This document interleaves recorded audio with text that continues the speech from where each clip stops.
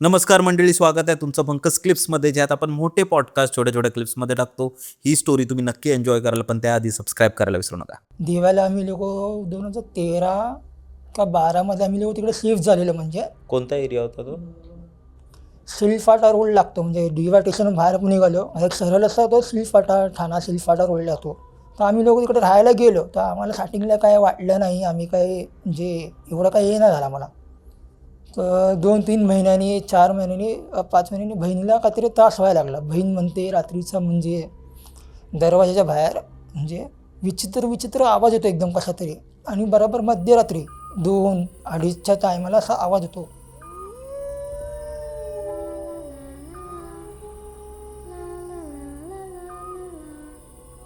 कुत्र्यांचा भोकायचा, म्हणजे खूप एकदम विचित्र आवाज एकदम. ते एकदा झालं, दोनदा झालं, तीनदा झालं. पप्पानी पण ऐकलं आणि आजीनी पण ऐकलं सडनली.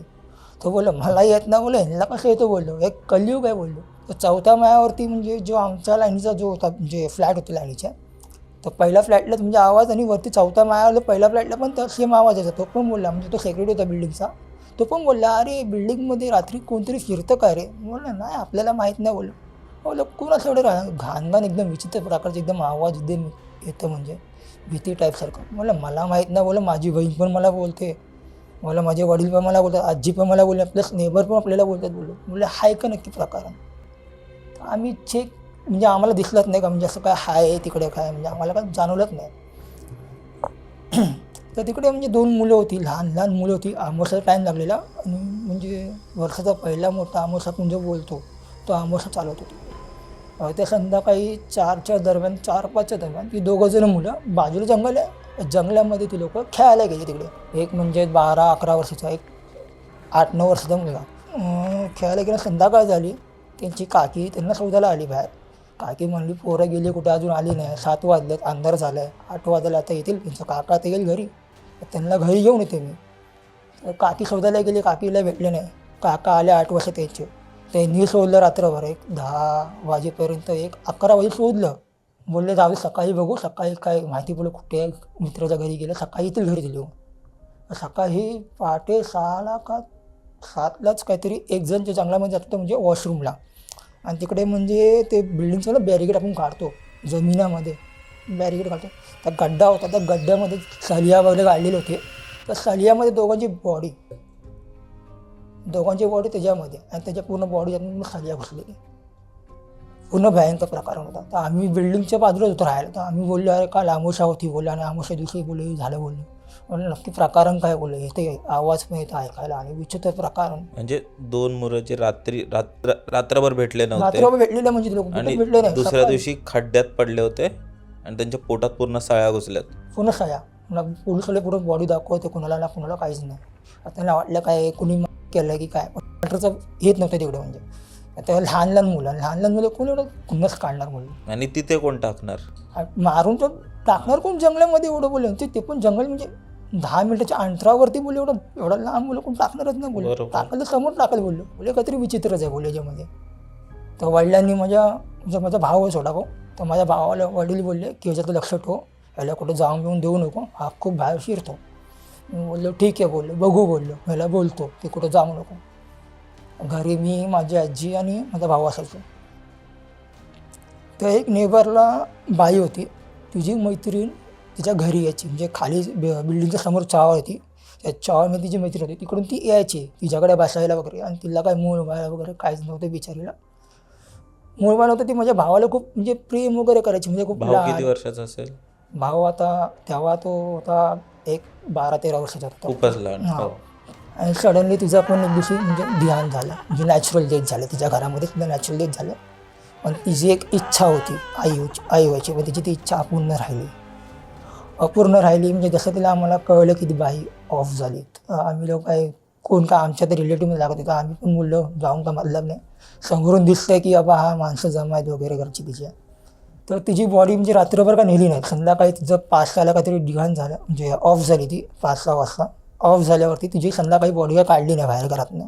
सगळे लोक बोलले गावावर, तिची फॅमिली यायची, तिचे आई वडील आहे, तिचा भाऊ बहीण आहे.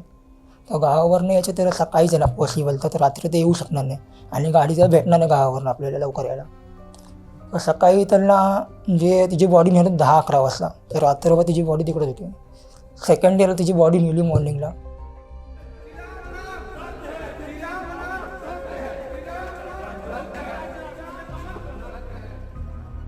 भाऊ माझा खेळत होता खाली, तर भाऊ खेळायला बिला आणि रात्री आम्ही लोक आलो घरी 2:30-3च्या दरम्यान. आम्ही लोक सगळं झोपलेलो घरामध्ये, मी, माझा पप्पा आणि माझा भाऊ. आम्ही बेडरूममध्ये आणि माझी बहीण आणि माझी आजी हॉलमध्ये झोपलेलो. म्हणजे झोपून गेलेलो आम्ही, पूर्ण झोपलेलो. मी पण झोपेत होतो, पप्पा पण कामात नाही, सगळे थकलेलो झोपलेलो आम्ही लोक. झोपल्यावरती हा 3 वाजता उठल्याचे डोळे पूर्ण बंद. याला काय जाणवत नाही कुठे चाललंय, काय चाललंय, याला काय कळलं नाही कुठे चाललंय. झोपेत पण डोळे पूर्ण बंद यायचे. याने डोर खोलला पटकन आजीला जाग आली कडीचा, की कडी खुलली आहे म्हणून. तर आजीने बघितलं की आज चाललं बाहेर. तर आजी रूममध्ये आली, माझ्या पप्पाला उठवलं. पप्पा म्हणले जाऊन बघ रे त्याला कुठे चाललाय तू, जरा त्याला विचार. तर म्हणलं मी पण झोपेत बोला मला नाही, तुम्ही जाऊन विचारा बाबा.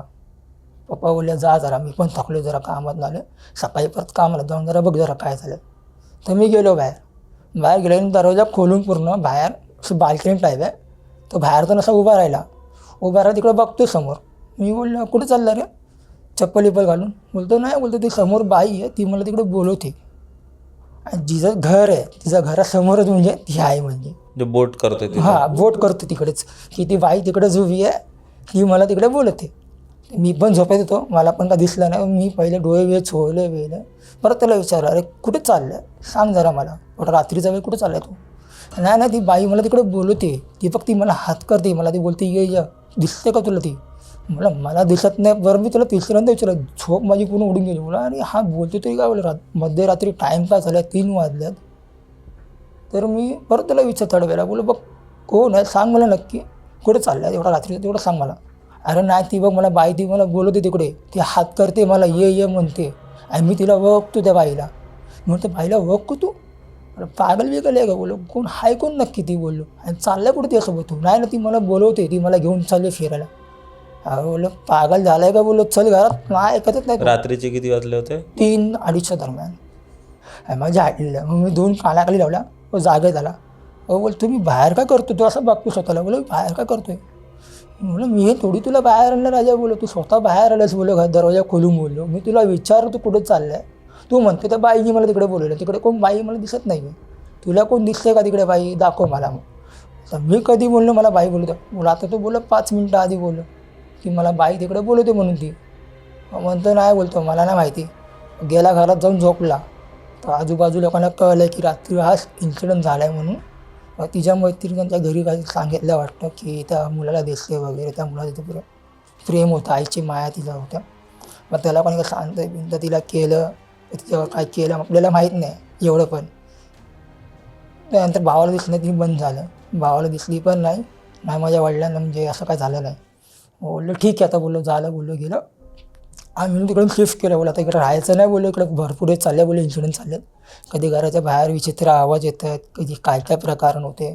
तर माझ्या वडिलांना बोललो पप्पा इकडे बोललो राहायची गरज नाही, बोललो खूपच बोललो हे वाजले, आता याला पण हे होते बोललो, सगळ्यांना भास होतात बोललो, फक्त मला सोडून बोललो सगळ्यांना भास होतात बोललो. मला माहीत नाही सका.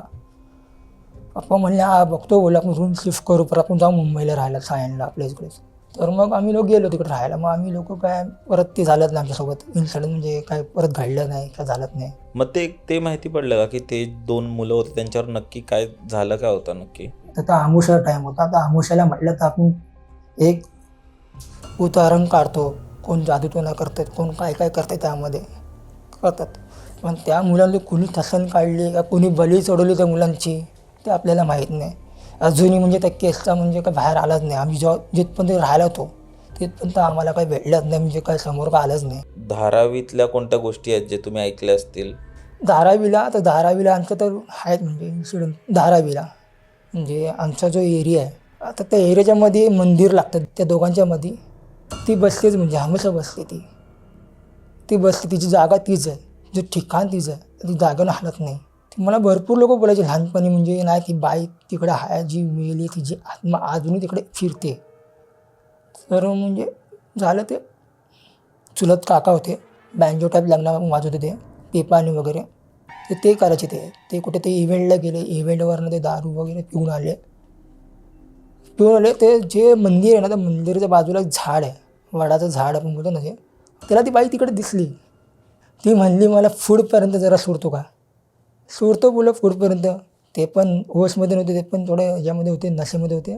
ती बाई तिथपर्यंत आली जिथपर्यंत देवीचं मंदिर आहे. जसं त्यांनी देवीचं मंदिर क्रॉस केलं, ती बाई पुढे जे देवीच्या मंदिरापासून, अहो ग तुम्हाला जायचं इकडे ना, मग चला इकडे, तिकडे कशाला जाता चाललाय तुम्ही, या इकडे या.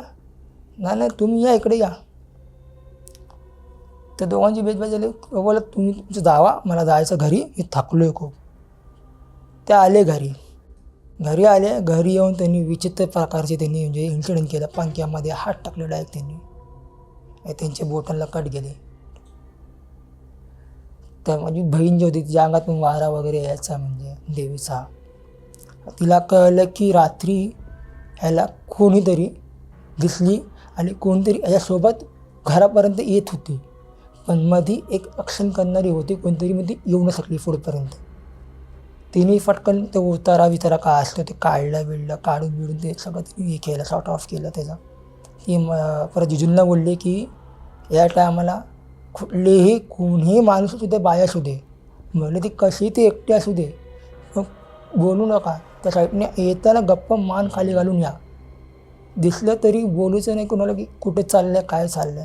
कोणी विचारलं तरी उत्तर देऊ नका, गप्प आपली मान खाली घाला, चालत राहा, रस्त्याला जा. का तर रस्ता जो आहे तो बेकार रस्ता आहे. अजूनही त्या रस्त्याला आम्ही लोक बोलतो ना, रात्रीच्या टायमाला आम्ही लोक तिकडून आमची पण यायला कधी फाटते. आता जर ड्रिंक केली आहे आपण, तर ते ड्रिंक केलं आपण कधी इग्नोर करतो. कधी कधी काय असलं की काय देव पण साथ देत नाही. देव पण म्हणतो बाबू हा किती घाबरतो, किती काय होते याच्यासोबत होते, हा किती झेलतो समोरच्याला.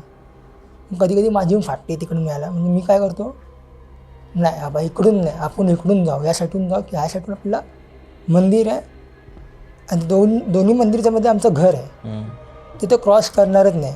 म्हणजे 2 गल्ल्याला राहायला, समोर म्हणजे देवीचं मंदिर, दुसऱ्यात काही साईडून गणपतीचं मंदिर आहे. तर दोन्ही म्हणजे रेखा आहेत, त्या रेखा ती लोक क्रॉस करू शकत नाही आणि ती लोक तिकडून येऊ शकत नाही. आणि आमचं घर तिकडे मध्येच आहे. तर तिकडून मी म्हणजे रस्ता चेंज करून जायचो, म्हणजे की नाही बाबा रस्ता बेकार आहेत, खूप बेकार रस्ते आहेत. मंडळी, जर तुम्हाला ही स्टोरी आवडली असेल तर डिस्क्रिप्शनमध्ये आम्ही पूर्ण एपिसोडची लिंक टाकलेली आहे, तो चेकआउट करायला विसरू नका. त्यात अशाच प्रकारच्या भरपूर स्टोरीज अवेलेबल आहेत. आणि हां, सबस्क्राईब करायला विसरू नका.